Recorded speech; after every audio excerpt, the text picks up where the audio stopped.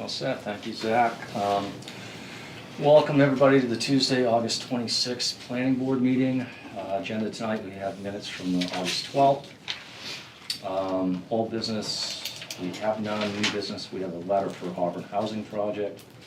And then we have a subdivision pre-application sketch plan for Adam and Katie Ellis, 40 Flint Drive, map 11, lot 6. So, why don't we start with the minutes, please? Everybody soon have a chance to read through this. Any changes, discussions? I can make a motion that we accept the minutes of August 12th, 2025 as presented. Second. I forgot to mention that Heather and Cheryl were absent with notification, so David's going to be a voting member. All righty. Sign that and pass it back down through. I'm going to take a vote on it. Yeah, all those in favor? All right. So we've got a letter for Auburn Housing Project, so I'm assuming this was drafted internally because it's got my name on it, and I know I didn't write it. But this was directed back to the town manager saying the planning board is aware of the CDBG housing grant project for the 18 new senior housing units at 481 Main Street. And this project is consistent with the community goals and the comprehensive plan and will meet all local permitting requirements and regulations. Sincerely, me, didn't write it, but it's the. The one in the book has Heather on it, so. Well, no, I know, but. It does, But because No, Heather she was wasn't gonna be gonna be here. missing. Okay, I Yes. get you. So that's why, Yeah, Yes. I get you. that's why Sarah changed it, and obviously this was stuff we had looked at a while ago, and then it changed into a different plan, and this is the new plan that we had approved. And how far along are we into this? We are almost a year, so that was one of my comments tonight, was your approval runs out on the 22nd of October. So you would need a letter asking for an extension. Okay, We'd need that for our October 14th meeting. okay. Deadline for submission is October 2nd. 1 p.m.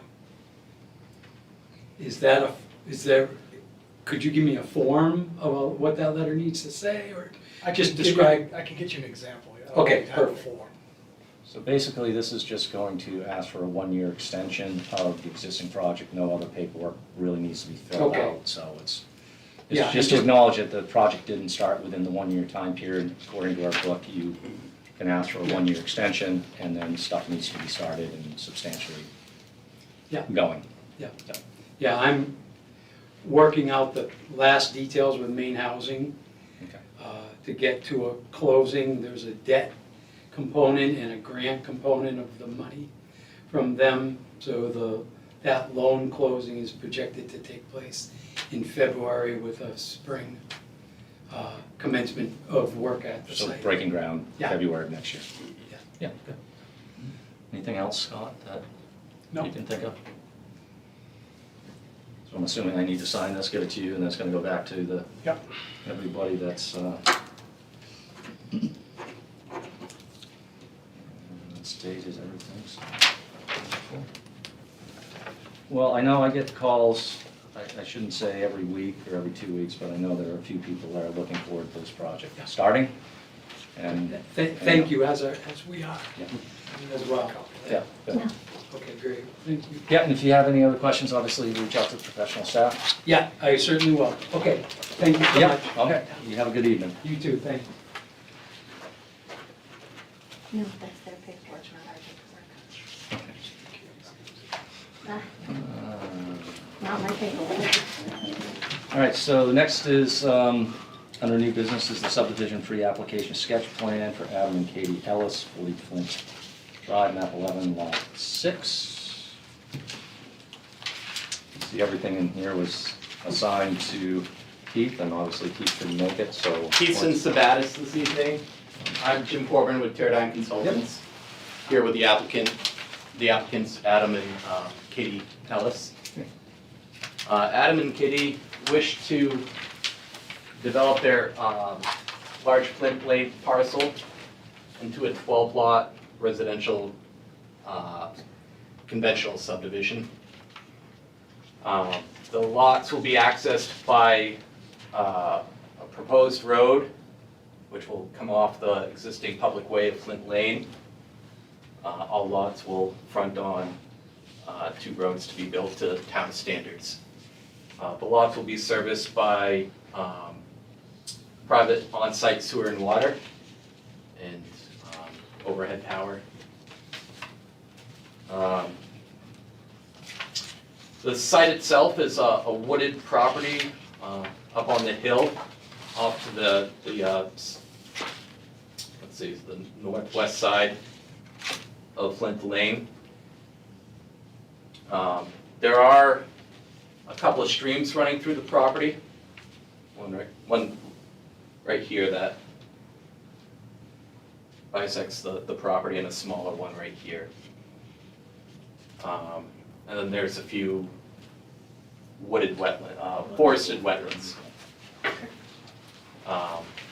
The lots have been, Just a second. Sir, it's up on this TV It's here over here too. too, if you can see it. Yeah, but I see Yeah. he's pointing here. Okay, okay, I see, okay.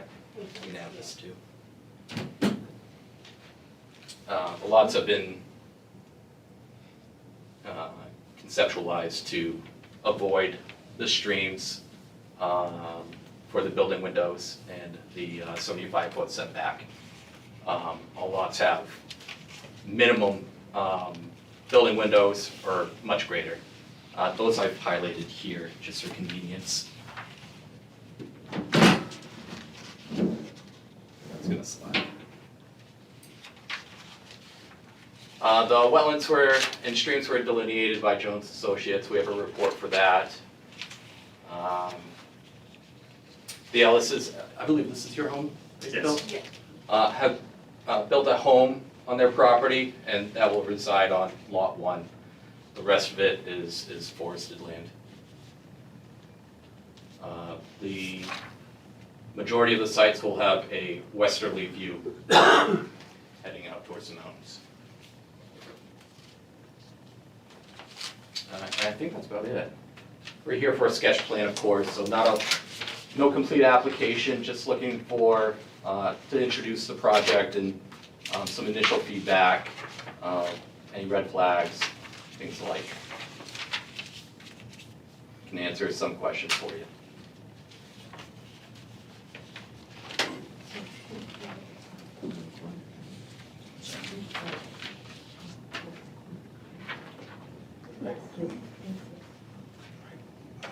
So I guess my first question, which seems wrong on the subdivision, it shows that Flint Drive is actually Poland Corner Road, is that correct? On your thing right there, does that say Flint Drive? It says Flint Lane right now. That's Poland Corner Road. Excuse me, okay, Poland Corner Road, I believe. Is this Flint Drive is Lane? that drive that comes in. Flint Drive, Yeah. okay. So Flint Drive comes off of Poland Corner Road. Right, so Yeah. what's saying is Flint Lane is actually Poland Corner Road. Yes. Scott, is that a private road currently? Flint, yes. What's the width of that road? Well, I guess that's what we're gonna need to verify going in, is that road's gonna meet. I believe the existing part of Flint Drive is a 50-foot right-of-way. We do have that, yes, surveyed. We also conducted a full boundary retracement survey of the property. That's shown here.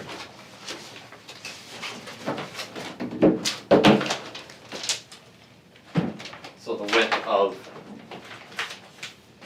this strip of land here being Flint Drive is 50 feet from sideline to sideline. That's Is existing town now. specs 50 Yes. feet or 60 feet? I'm sorry, we go through our stuff first, and then we'll open up the discussion later, just so we can deal with the applicant. If we can just get through our stuff, and then we'll be happy to open up to everybody. If you want, you can click it up on the. Yeah, I'll put it up there. From my understanding of that, once it gets into their property, it goes to 60 feet. So what is, how far is it, 50 feet into, Well, into the Ellis's property. okay, which where their driveway shows coming off on the plane, is that what you're probably into the, It's pretty much back where that little turn is. okay, before that. And then it goes, this is Then it goes to proposed to be 60 feet. 60 feet, okay. I believe the right-of-way is about 900 feet from, that's including Flint Drive all the way to the bottom of the hill, which is right where our land opens up, so about 900 feet in.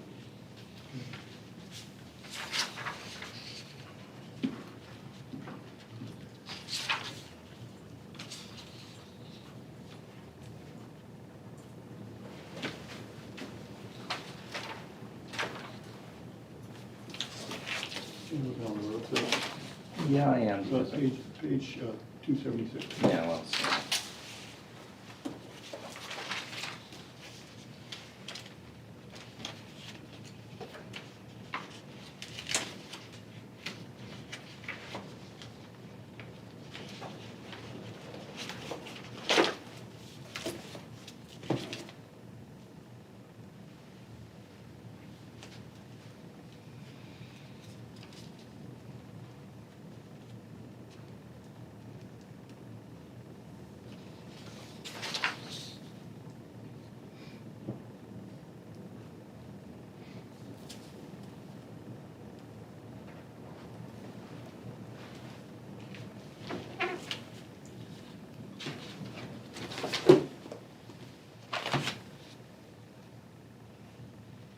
and how wide is the traveled way on Flint Drive? I don't have that on here right now, but we can bring that for you. Well, we're just trying to get to the point of kind of putting you down the road of what you need Yes, to yeah, present to us going forward. So basically, we're gonna need, right, for starters, I mean, it's gonna have to have third-party review on the existing road in Yeah. Flint Drive. okay, We need to see widths, shoulders, all that coming in.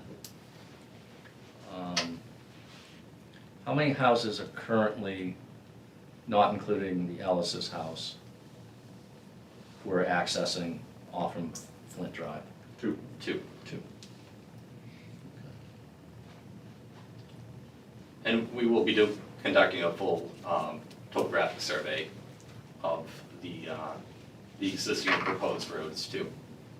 So that we can develop stormwater and all that. Yeah, I mean, obviously, we're gonna need all that. Yeah. Cutouts. The only other thing I see that's kind of an issue, just quickly, Mhm. is lot 12 seems to have quite a bit of wetland on it.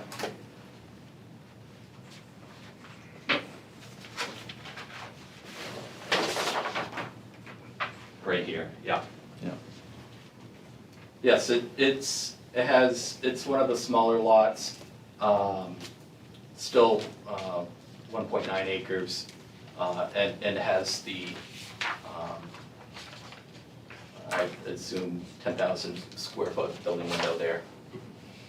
Right, but once again, it's not just finding out the net density for upland area, each lot has to contain 80,000 square feet of upland area. We have a chance to waive some of that, but under the subdivision, we don't have as much to waive it as an individual lot. Yeah, And since you're so close to the 80,000 square feet, it seems like, for me, looking at that, so this is not wetland right here, this is a buffer zone right here. So the actual wetland, I didn't have a chance to color it in, but the wetlands here, let's bring it out like this.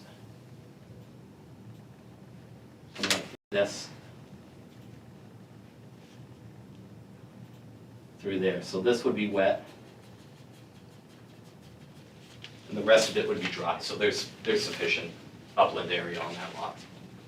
you're saying that something that's 82,500 square feet, and you drew something that seems to be 20% of that lot, is still gonna net you 80,000 square feet of upland.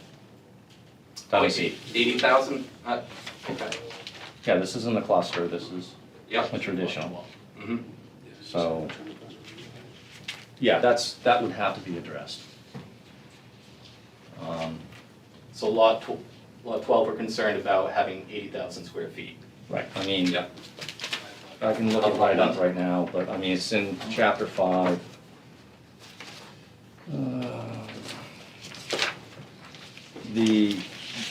If this was an individual lot, the code office could waive a certain amount of that wetland, I think it's 7,000 square feet. Mhm. We can waive a certain amount of that, but we typically are hesitant to do that in subdivisions. Mhm.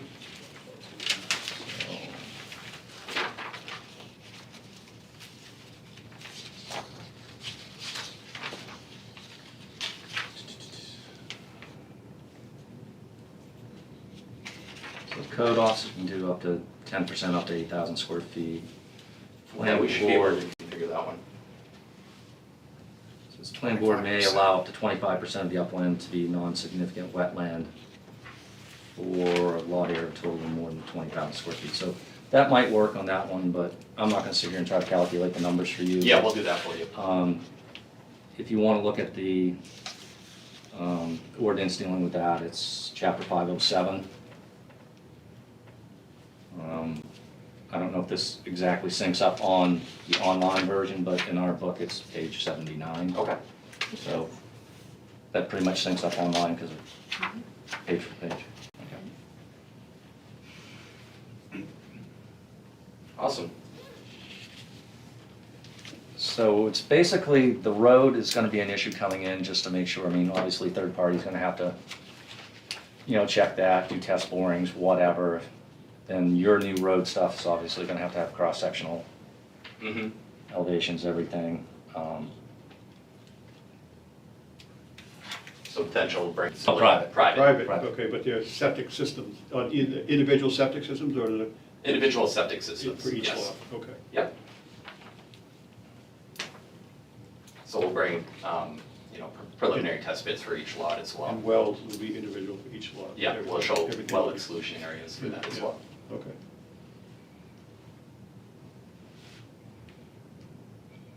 Let me take it back. So you basically, at the end of Road 2, provide a 60-foot right-of-way to all the open space for every lot in that subdivision?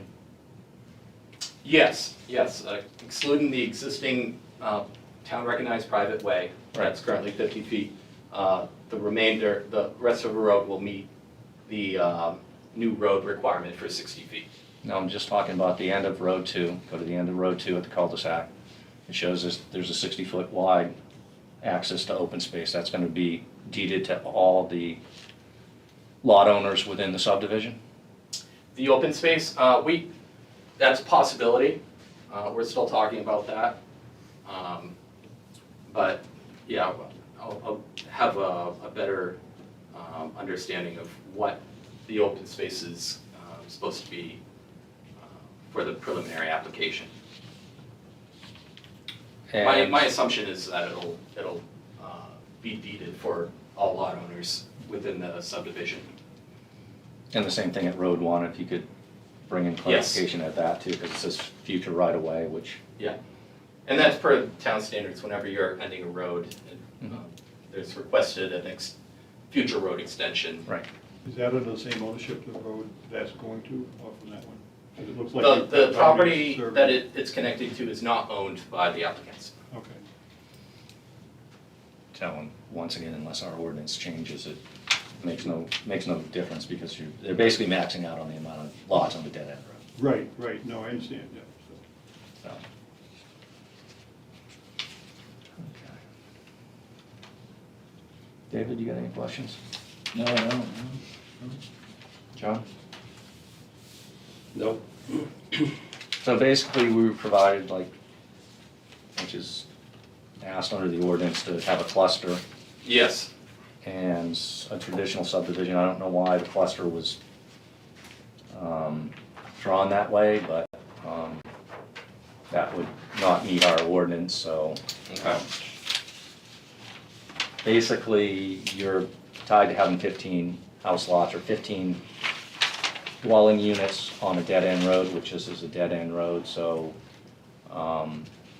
the maximum would be 15 lots. So this showing, surprised Keith actually drew it out this way because I think he knows better than that, but 22. you would be basically limited to the 12, which is what he did on the traditional subdivision. Mhm. So I don't know why he showed it the other way. the other way with a potential of more lots, because couldn't exist in that, that way. There's no, doesn't density change for cluster? Density changes for cluster, but it doesn't override the road standards, and the Okay. road standards are you're maxed out at 15 dwelling units per individual Dead-end dead-end street. road. Yep. So, unless you have, well, dead end, I'm not gonna say, because if There you have is another a- access, you can. There is a second egress out of this lot, but Over here. Well, I'm confused as hell on that, because I see it doesn't show I us. see some stuff here, say this, in our GIS stuff, showing a second way out. That's a. I see everything in Keith's stuff saying that dead ends behind here, so So I don't know Keith- if there's a second access He out. told us that that doesn't exist anymore. Basically, the lot that crosses through in the front Yeah, is gone now. That, where it comes in off the road, that doesn't exist. And then we still own, if you look halfway down there's still a strip that we own that goes towards our house. Right So here. basically halfway down, that gets cut off, and that went with the new landowner above us. As Somebody far as we changed. were told, that So doesn't there exist was anymore. connectivity at one time, but Right. no. well, I think when it was marketed, that when this piece came up for sale. Well, thanks for bringing that up too, Zach, because I was wondering on that, because, I mean, I live up the street from here and I travel this road all the time, and I saw the amount of timber going out of there. I'm still wondering. That wouldn't fall under liquidation harvesting at all, Scott? That's the state's, that was the state harvesting permit, so. Right, but the state doesn't know it's gonna be a change of use, so. From forestry into development, and the whole land's now, the whole developable part of this. Is that pretty much clear cut? The piece that's looking to be developed? Yeah, for the most part, yeah. I think you can see the, Well, I'm looking at it Yeah. and seeing that, I and don't then think you, it's gone any further than that. no, it's because obviously how everything drops off and where the stream is and so forth. I think we need to have clarification on that too, because that's, On liquidation harvesting? yeah, because that's close to, if I'm doing my math, well, I don't just do my math in the head, we get 12 lots.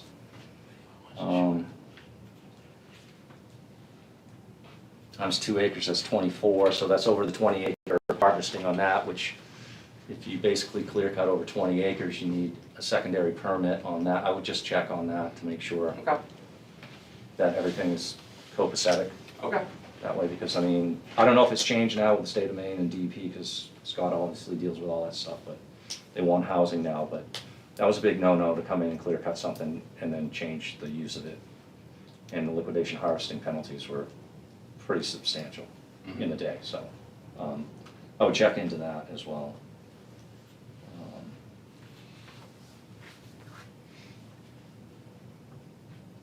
Does anybody else from the board have any questions before we open up to the public here? And once again, this is the very beginning of everything, so there's gonna be a couple more meetings on stuff like this, so. We good? All right, anybody just raise your hand, I'll point you, just direct your questions to us I'm and it sorry. goes back. There's a public hearing for this, for a sketch? No, plan? it's not a public hearing, it's just we have questions because people are butter notification, so you So might, abutters were notified for the sketch plan? Yes, Interesting. yes. As you can see, they went out. yeah. So once again, this is not an antagonistic thing. If you've got a question, direct it to the board. The person representing the landowners or the landowners themselves can respond to that. So it's just, let's not get into a back and forth. Let's just keep it all nice and civil. So if anybody has a question, please raise their hand. I'll point to you, just say your name so Sarah can put it in our minutes and we can kind of go from there. Yes? I don't have a question, I have a concern. Mhm. I live at the top of the hill, Yeah. Poland Corner Road, which is near Flint Drive. And I have had this concern for a long time. It's really about the road. It's not about having new neighbors or the development, although I do care about how the land is used. But our road is like a racetrack. And if I'm thinking about more folks living there and accessing, you know, using that Poland Corner Road to go here and there, because it is a cut through, you know, from 26 up the hill past the fire station, all the way through. And I love those four-way stops that they put there. That's fabulous, because we needed that. But the road is very dangerous. And I'm bringing this up here because I brought it up with the police and the sheriff and so forth. And people come to the top of the hill, zoom up, and then it's a flat, straight away. My house shakes. I mean, it's really bad. It's really dangerous. You can't even walk on the road anymore. So I just am using this form, even though that's not what it's for, to No, bring that it's to your attention. You're a neighbor and you're concerned about things, and You this know, is fine. It's just gonna get more traffic. School will start. The commuting hours are the worst. I don't know. You must all have driven on Poland Corner Road and experienced people tailing you if you're trying to go the speed limit, right up on your butt, and, yeah, it's not a good situation.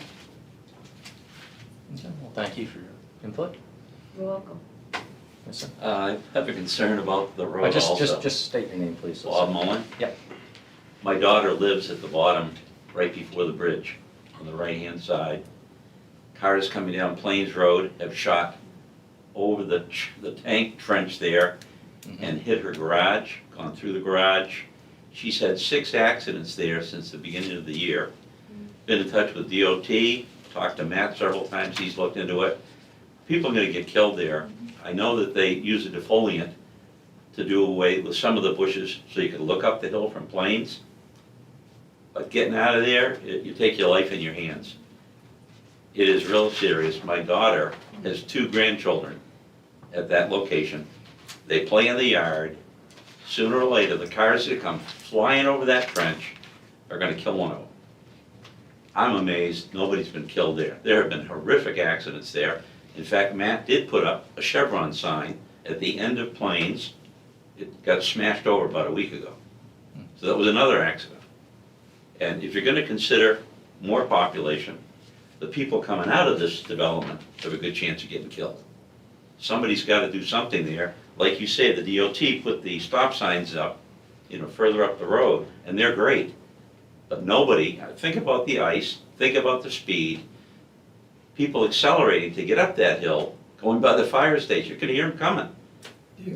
It's just a very dangerous place, and nobody, Matt, my hat's off to him, he's tried, and he did get a Chevron sign, which is now laying on the ground. So, I'm not here to talk about this, but I am here because I'm concerned about the road. So, you can check with Matt, he'll tell you all he's been going through. Okay, appreciate that. Anybody else? Yes, sir. Yeah, Mike Cribbin, I live on Northern Spring Drive. Yep. Yeah, I'm concerned about it too, we've got enough traffic there. And today, my wife and son were coming home, they were down here going up the hill, and somebody pulled out off Plains Road, came and cut right in front of them, almost ran right into them. We've got enough traffic there, and I think we've got enough, that place should be left alone the way it is. It's a nice hunting area. Put that in there, you can't hunt over there. I think we got enough housing around there, I don't think we need any more. I think it's a bad idea to put a 12-lot housing project in there. Okay. Thank you. Yeah, you're welcome. Yes, sir. So when they pull onto Once again, your their, name, please. Greg Frost, Okay, thank you. live across the street. So when they pull onto, that's gonna be Flint Drive, right?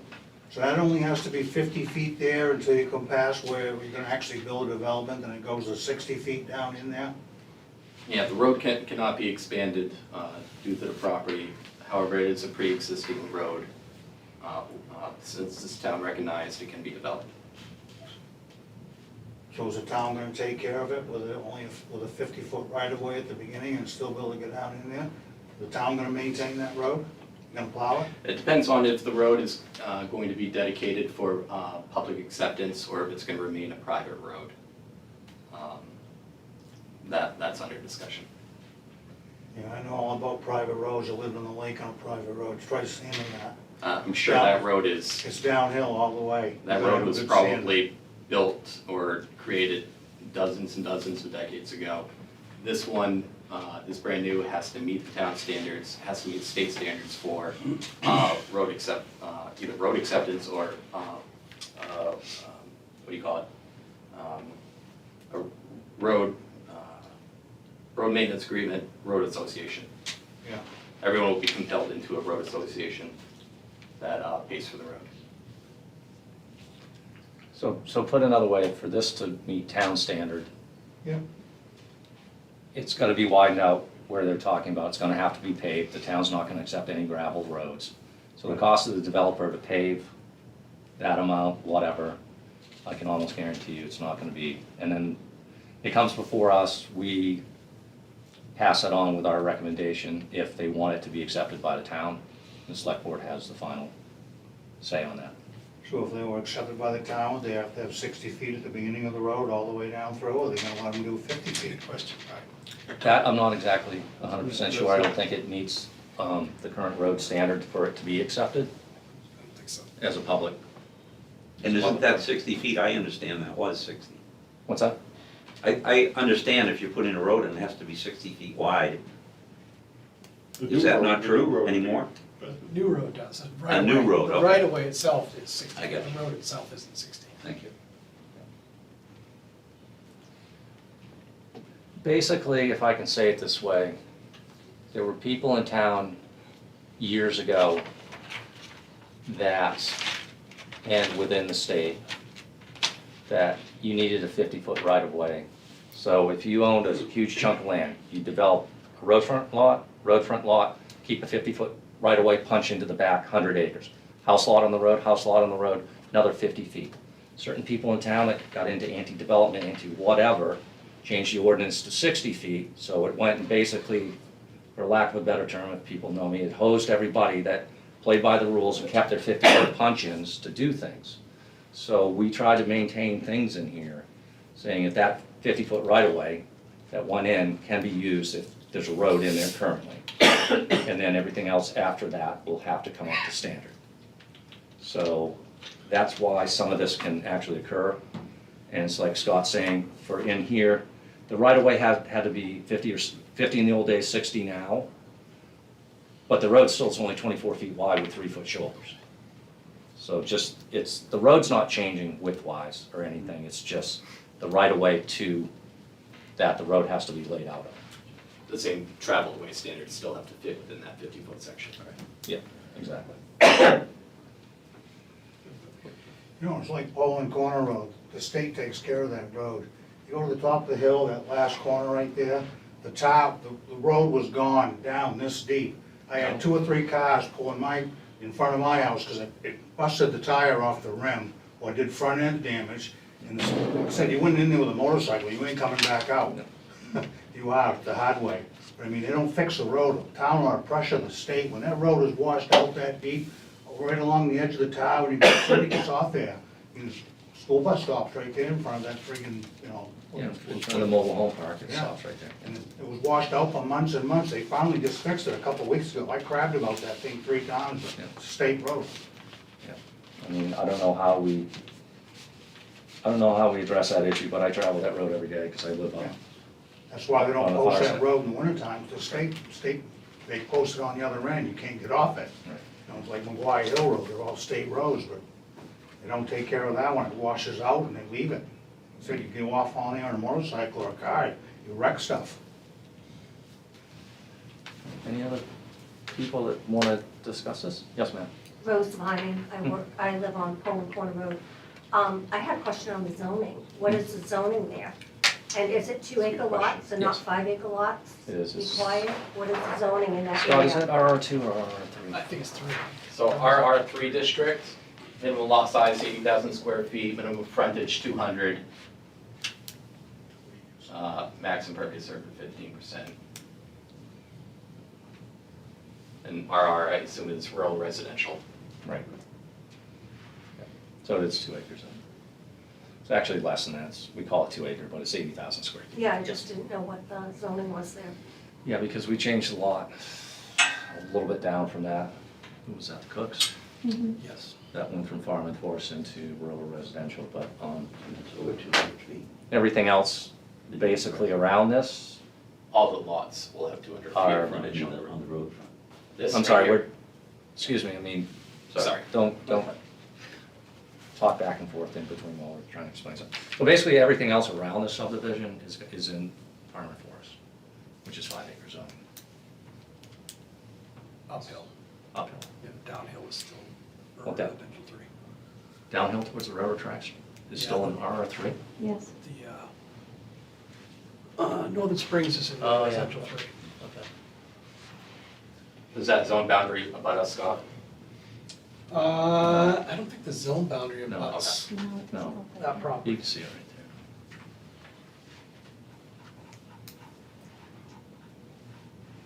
Okay.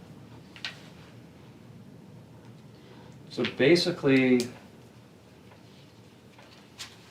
from what I mentioned and some of the other folks have mentioned, the issues that I have is, obviously doing the due diligence on Point Drive that currently exists, test pits, whatever, I mean, you're gonna have third party look at that to make sure everything is gonna be copacetic to tie into that. Mm-hmm.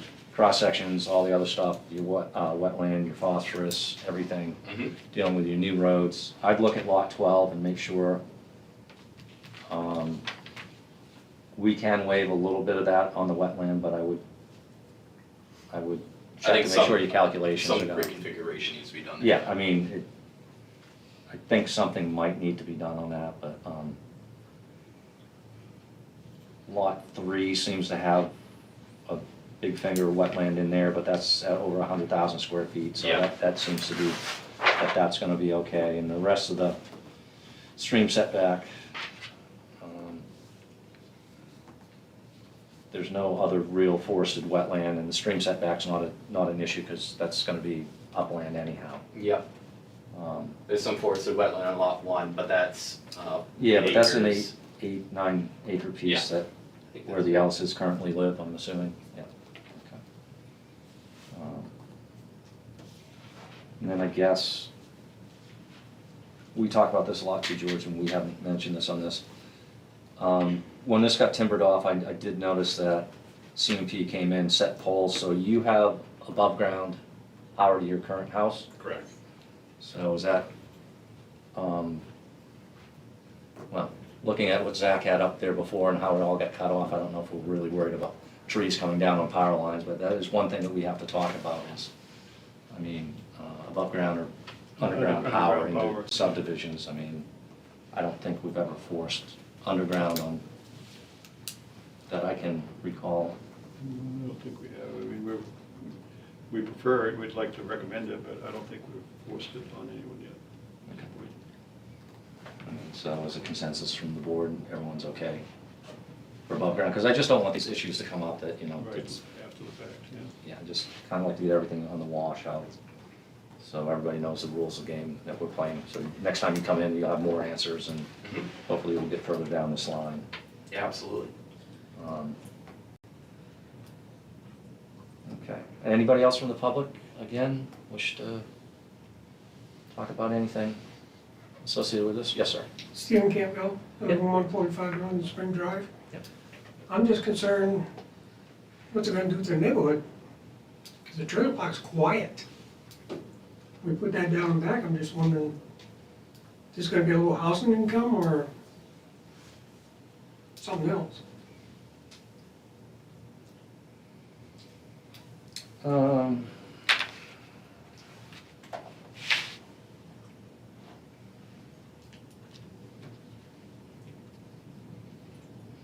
So rough guess, we're talking 1,000 feet to the property line from the end of road 2 back to the property line?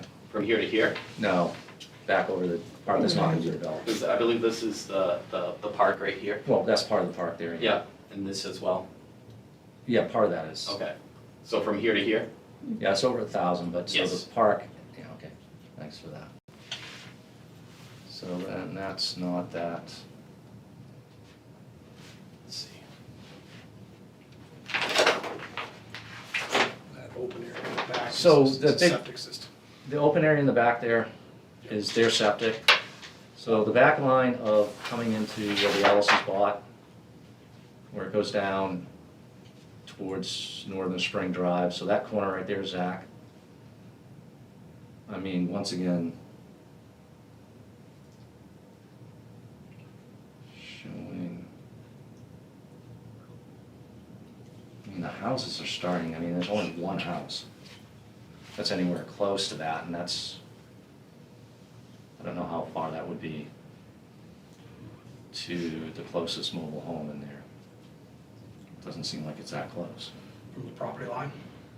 From that weird corner that juts down in. Yeah, based on that 373 feet, That's what I'm saying. it's probably less than 300 feet. Right.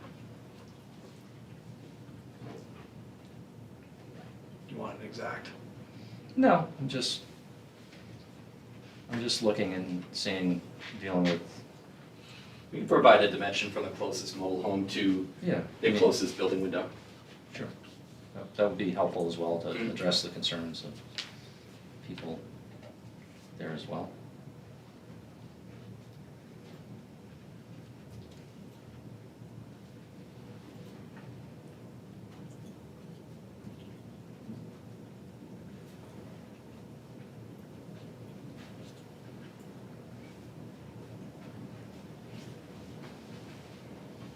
Anything else from the board to ask the applicant to bring back in or additional information? I think he has a good idea what he needs to do at this point. Yeah, I got some good feedback. This is great. Anybody else before we conclude? Yes, sir. Yeah, I'm Tom Vining, I'm the butter. Yep. My question is, how does the town classify an old road? That Flint Drive was never there until Flint subdivided, and each Flint had a house there. Mhm. The 50-foot right-of-way that goes into his property now was Flint land also. So how does it get classified as an old 50-foot road? It's not a road, it's the right-of-way being 50 feet. It has nothing to Okay. do with the road itself, the width of the road, Okay. any of that. It has to do with the right-of-way that the road exists on. So, Okay. I was interested in that property, and the reason I didn't buy it is because it didn't have a 60-foot right-of-way. mhm. And I couldn't get Flint to survey it, even though I would have paid to have it surveyed, because I wanted the land. I didn't want a subdivision behind me. Mhm. But that didn't come to fruition. Yeah. Flint couldn't budge on it.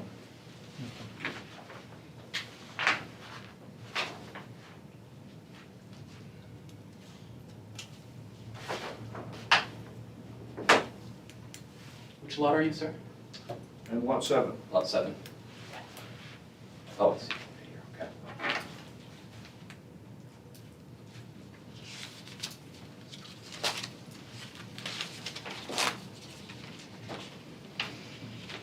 Okay, anything else?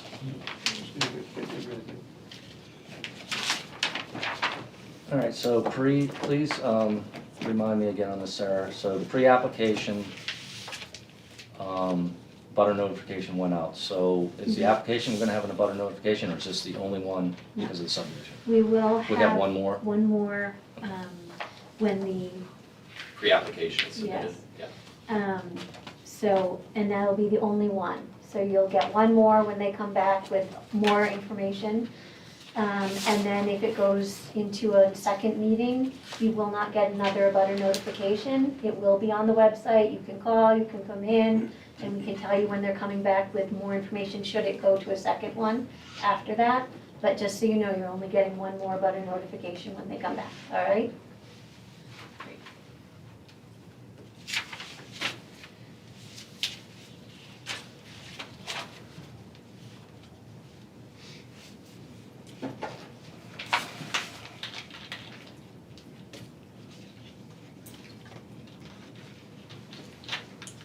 All right,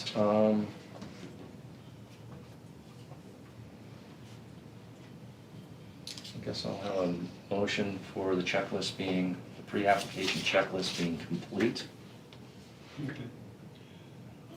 We can make a motion that the pre-application checklist for sketch plan for Adam and Katie Ellis at 40 Flint Drive, map 11, lot 6 was complete.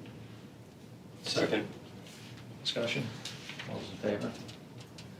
So, do we have to determine now on the on-site inspection based on that, or we can wait till the No, next? you can wait, you can have one now, but it's gonna ask you again on the next one if you Okay, want to go so do we'll it. just do that, because Okay. depending on what we get back, or whether or not we want to do that.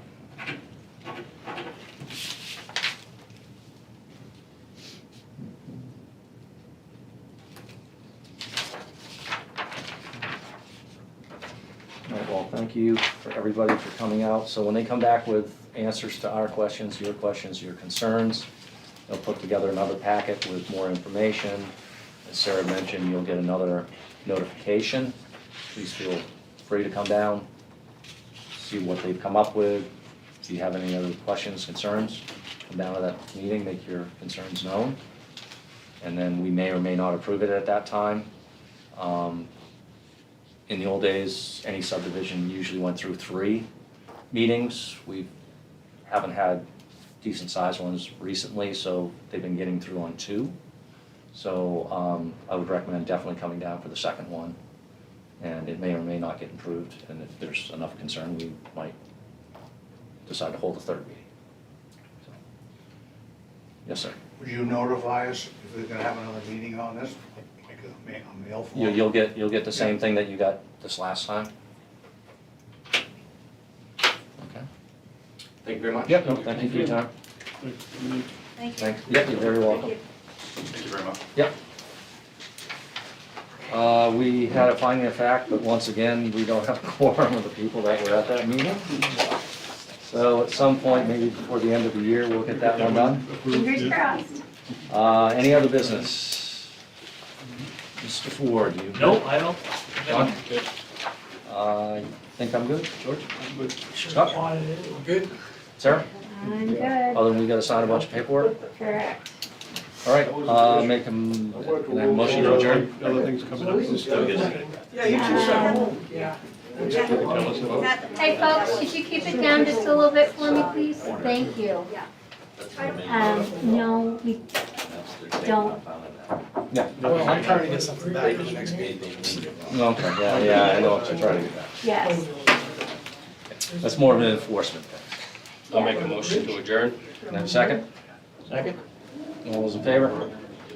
All right, as much as everyone